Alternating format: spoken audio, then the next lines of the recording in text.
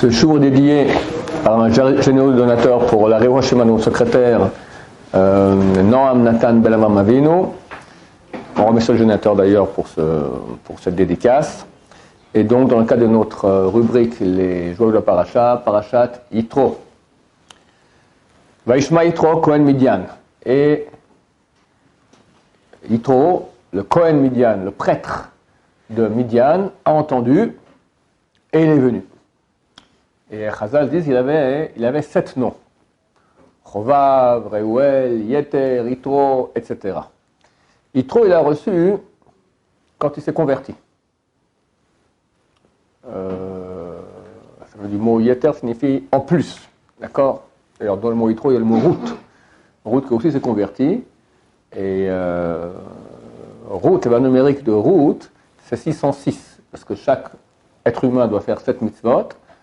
Quand il se convertit, on lui rajoute 606 mitzvot. Et le Hachach HaKadosh dit que bien que lorsqu'il est venu à ce moment, il n'était pas encore converti, on l'a appelé Yitro à propos du futur. Dans quelques jours, il va se convertir.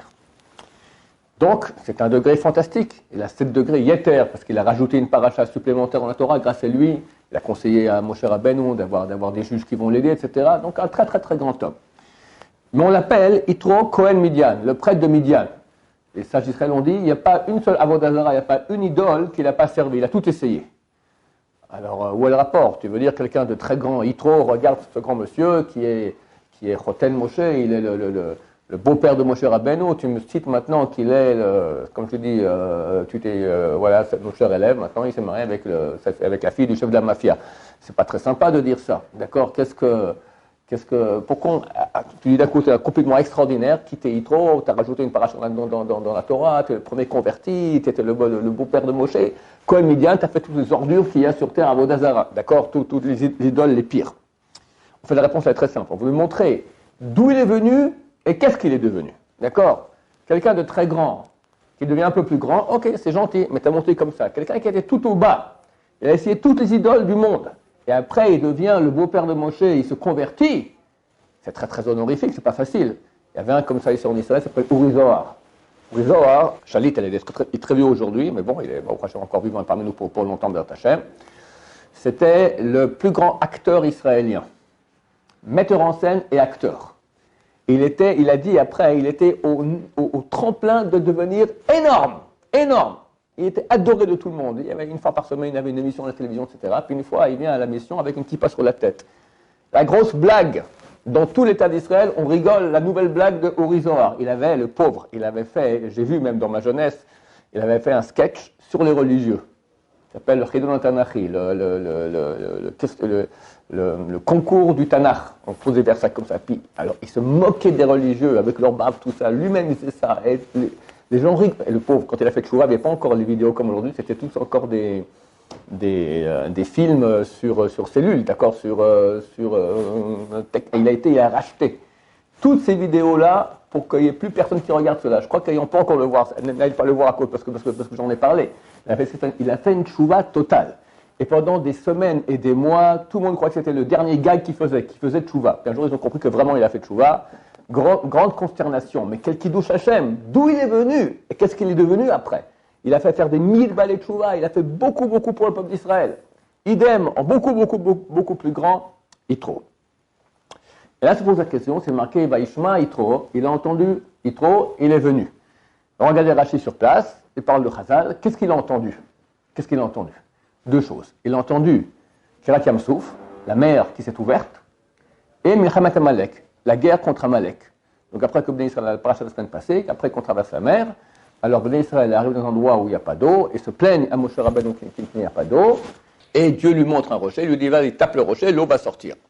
Et par le fait qu'ils se sont plaints à Dieu de façon méchante, on n'a pas d'eau, on préfère rentrer en Égypte, pour qu'ils sont dans le désert, ils se sont plaints comme ça, même Moshe a dit à Dieu, encore un peu, ils vont me lapider. Alors vient Amalek, un peuple non-juif, antisémite, le pire, qui a fait un chemin très très long pour venir se battre contre Am Israël. Moshe Rabbeinu dit à Yoshua, va te battre contre eux. Il monte avec Aaron et Hur au haut de la montagne, il tend les bras. Tant que les bras sont tendus, c'est Israël qui gagne. Quand il baisse les bras, c'est Amalek qui gagne. À la fin, ils soutiennent ses bras et ils gagnent la guerre. Il y a beaucoup de morts chez les juifs aussi, qui coupaient même les organes sexuels des juifs et les jetaient vers le ciel. On ne veut pas de ça ici, de Brit Mila dans le monde. Et bon, c'était une guerre difficile pour le peuple d'Israël. Mais c'est une guerre normale. On part en guerre, on a prié, on a gagné, ok. Tu compares ça avec l'ouverture de la mer Rouge, la mer de Jean pour être plus précis, d'accord, 12 chemins qui passent, transparents, on peut voir le paradis. Et quand les Égyptiens passent, hop, ça tombe sur eux, c'est un miracle extraordinaire. Alors comment tu dis que Yitro, il a entendu l'ouverture de la mer et la guerre avec Amalek, et il est venu? Où est le rapport? Dit qu'il a entendu les miracles de l'ouverture de la mer, c'est tout à fait suffisant. Et la guerre d'Amalek, franchement, il n'y a rien d'extraordinaire là-dedans. Réponse du Rav Elio Lapian. Yitro n'a pas compris. Lui, il a vécu tous les mensonges du monde, il a vu toutes les idoles. Et tout à coup, il voit une chose pareille, la mer qui s'ouvre. Et le monde entier est au courant. Chameau, Amir, Gazoun, les peuples ont entendu, ils se sont énervés, Namo, Kolshvet, Tevel, ils ont tous fondu, tous les gens qui habitaient les Philistins, Namo, Kolshvet, Tevel, j'ai déjà dit ça, je vais répéter le verset, là, on coupera ça aussi cette partie. Ils ont pris de tremblements les gens qui habitaient dans la région des Philistins. Le monde entier a entendu cela. Amalek vient se battre. Il dit, je ne comprends pas. Vous venez vous battre. Vous voyez maintenant la main de Dieu. Vous voyez maintenant un truc extraordinaire. Vous voulez vous battre. Il n'a pas compris comment est-ce qu'on peut être aussi étranger au Hémet. Il y a un Hémet. Tu as eu un dévoilement extraordinaire de Dieu. Tu vas te battre contre. Et les peuples, là-bas, en terre de Canaan, dans le monde, ils tremblent. Venez, convertissez-vous. Vous avez reconnu que le Dieu, vous tremblez. Pourquoi vous tremblez? Vous comprenez qu'il y a une force. Il est le plus fort. Venez gentiment, avec humilité, en vous prosternant. Écoutez, on va aussi devenir juif. J'y vais, moi. C'est ça la grandeur de Yitro. Que Yitro, il a vu la guerre de Amalek. Il s'est dit, mais comment est-ce qu'on peut être tordu à ce point-là, de voir la vérité et rester étranger à la vérité? Il a entendu. Tout le monde a entendu. Il a entendu et ça a pénétré son cœur. Il était émet. Je vous dis l'expérience. À l'époque, jusqu'à ce que je demande l'autorisation au Rav Shlomo d'arrêter, on faisait des séminaires en France. C'est des séminaires kadosh. Il y avait une centaine de personnes qui venaient pour un week-end. On faisait des conférences, sans cesse, d'accord. À la fin, tout le monde reconnaissait que c'était la vérité, et la moitié faisait tchouva. Ça arrive peut-être une ou deux fois dans tout le monde, et les gens disent non, je ne suis pas convaincu. C'était un rouleau compresseur de prouver par A plus B la beauté et la vérité de la Torah irréfutable.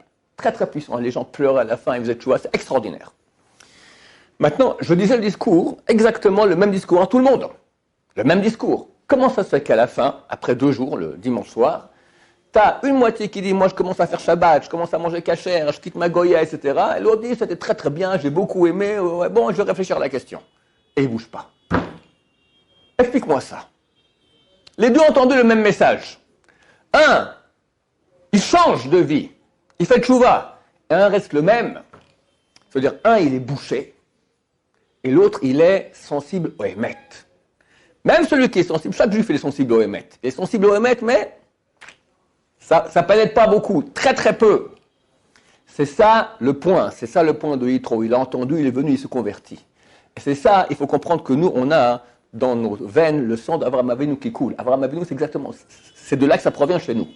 C'est le fils du vendeur d'idoles. Taré, on l'appelle en français, Terah, d'accord, Taré. Et il se dit, mais c'est des bêtises tout là. Et il entend la voix de Dieu. C'est pas que Dieu lui parle, il se pose des questions et il comprend que Dieu existe. Et il est presque jeté au feu. Le roi Nimrod le jette au feu. Tu dis, ou l'idole, ou Dieu. Je vais dans le feu pour Dieu. Et il était sauvé. Et après, il fait 40 000 balles et tchouva. Nous sommes des descendants d'Avraham Avinu. Ça veut dire qu'on a en nous cette capacité d'entendre et d'agir en fonction, que ça nous touche. Tellement de gens dans le monde entendent et bougent pas. Et même hélas, dans notre peuple, combien de fois des gens, tu as une bonne sikha de moussard, vraiment c'est un truc qui réveille. Après 2 minutes, comme si t'étais pas là. C'est quoi? Boucher. Mais c'est terrible. Plus quelqu'un, il est émette, plus il va se rapprocher de Dieu, plus il risque. Il y a un midrash sur cette semaine-là. Midrash Rabbah sur Yitro, il dit comme ça. Il dit quelqu'un tombe du toit. On l'amène à l'hôpital. Bon, c'est pas marqué hôpital dans le Midrash, chez le médecin. Le médecin lui soigne la main, lui soigne la tête, lui soigne le machin. Et moi, Dieu dit, Shim'u utehay nafshechem. Écoutez et votre âme va vivre. Rien que l'oreille. Si notre oreille est ouverte, et on entend la voix de Dieu, et on commence à pratiquer la volonté de Dieu, la vie vient en nous. On te dit, tu es tombé chez le médecin, qu'est-ce qu'il veut faire le médecin? Il peut t'aider là, il peut t'aider là, il peut t'aider là. Hachem peut en une seconde faire que quelqu'un soit guéri, en une seconde qu'il soit chassé shalom, plus là ou plein de maladies. Tout dépend de Dieu. Ouvre ton oreille. Shima'u, écoutez, ou tehin nafshechem, votre âme, elle va vivre. Il y avait un type, il habitait à Ramat Gan. Un type, une soixantaine comme ça, et il voit que tous les jours, arrive à Ramat Gan, un vieux monsieur comme ça, avec sa canne, accompagné par quelqu'un. Puis on est en pleine journée comme ça, il fait une petite balade. Il ne comprend pas, qu'est-ce que... Il perd son temps. Il va le voir. C'était le Chazonish. Mais lui, il ne savait pas. Chazonish était très malade, alors il devait marcher tous les jours comme ça. Bon, en marchant, il faisait tout le chasse par cœur, d'accord, un grand de la Torah. Et bien, monsieur, je ne comprends pas. Vous vous baladez comme ça en pleine journée, vous n'avez rien à faire. Allez, lisez des Télim, ne perdez pas votre temps comme ça. Au Chazonish, il dit, allez lire des Télim, d'accord? Le type lui dit, bon, ok. Deuxième fois, le lendemain, de nouveau, le type de 60 ans, il va de nouveau le Chazonish au même endroit, de nouveau faire sa balade. De nouveau, il vient lui dire, il lui crie dessus, allez, vous perdez votre temps comme ça, allez lire des Télim. Pour finir, le Chazonish a changé de parcours, il n'allait plus dans cette région-là. Puis un jour, ce monsieur de 60 ans, il avait un problème. Il dit, écoute, il y a un grand rabbin à Bnei Brak, va voir le Chazonish. Bon, il rentre le Chazonish et tout, il voit que c'est lui. La honte. Quand on oublie pourquoi il est venu, il s'excuse en pleurant, je m'excuse. Mais il dit, mais je ne comprends pas pourquoi tu t'excuses. Tu m'as donné un très bon conseil. Tu sais qu'après que tu m'as dit, moi je me suis mis à lire plus de Tehillim. T'imagines? Un vieux pépé de 60 ans qui connaît rien à rien, d'accord, qui dit maintenant au Chazonish, je vais l'écouter. C'est quoi ça?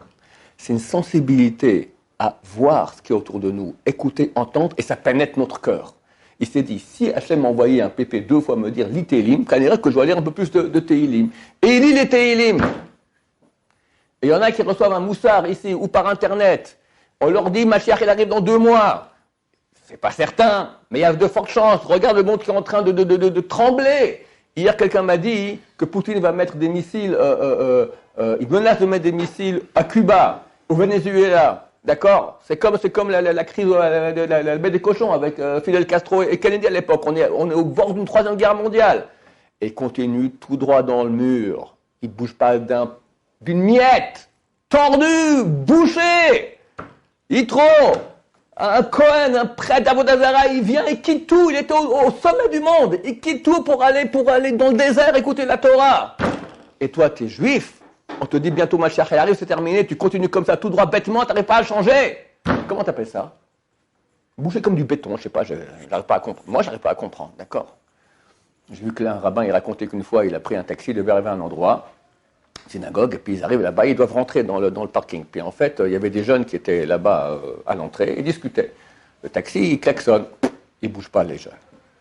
Ah, il klaxonne encore, il bouge pas. Et re-klaxonne, au bout d'un moment, il dit, ça va, on a entendu. Ah, le type, il sort, il dit, si t'as entendu, bouge-toi! Il y en a qui ont entendu, et il ne bouge pas. Il y en a qui entendent et qui ne bougent pas. D'accord? Je n'ai pas de mots pour qualifier ça. Je crois que c'est la pire chose qui est au monde, parce que tu n'as aucune chance d'être sauvé. Parce que tu es insensible au émet, ça ne fait rien pour toi. Comme je vous ai dit dans ces séminaires-là, le message était très très puissant. Quelqu'un, il a beaucoup aimé, j'ai beaucoup aimé, et je rentre à la maison, et ça y est. Je coupe avant, je coupe après, je rejoins et la vie continue. Est-ce qu'il y a plus tordu que cela? Ouais, messieurs, on va essayer de ne pas être tordu, d'écouter, d'entendre. Baruch Hashem, on a réussi à rester jusqu'à nos générations, 3334 ans bientôt, qu'on est juifs, que nos ancêtres ont vécu des choses terribles pour que nous, on reste juifs. C'est pas pour venir et manger des falafels et aller au bord de la plage. C'est pour bientôt Mashiach vient et le recevoir sans honte, en étant des bons juifs, des serviteurs de Dieu. Bezrat Hashem. Baruch Adonai, l'olam, amen va amen.